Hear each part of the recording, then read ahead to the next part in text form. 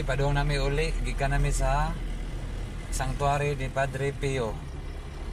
So, ngit-ngit na, alas 6 na, pero abi ninyo, ang lugar, nindot kayo siya. Kay makita pa mo ang syudad sa Cebu. Nya, pinakaatbang niya sa Lapu-Lapu sa Inganyo. So, ngari may kay diri may amo siyang gikuan bisita iglesia na Station of the Cross mi. So mo ni ang iyang agyanan kung muli na mo kung gabi nagikan dito sa sanctuary niya. Actually ang iyang simbahan wala pa gid kayo na gamay pa lang, pero ang katong ring apart tapad niya sa ilang original hapit na mahuman. Dako kayo siya. Ang iyang lugar, ang iyang ambience nindot kayo. Duol na kay mura kag duol sa langit, duol na ka sa heaven. So nindot siya.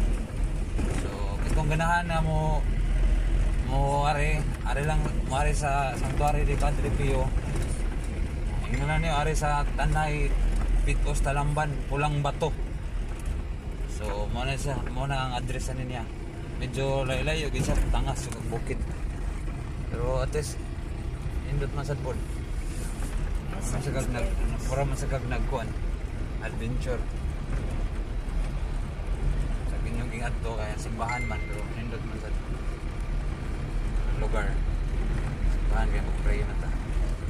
So more na siya.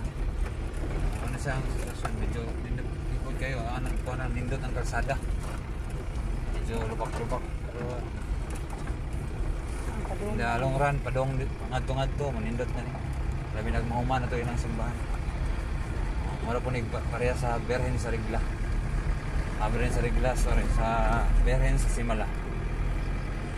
Okay, that's it. Bye-bye. Bye.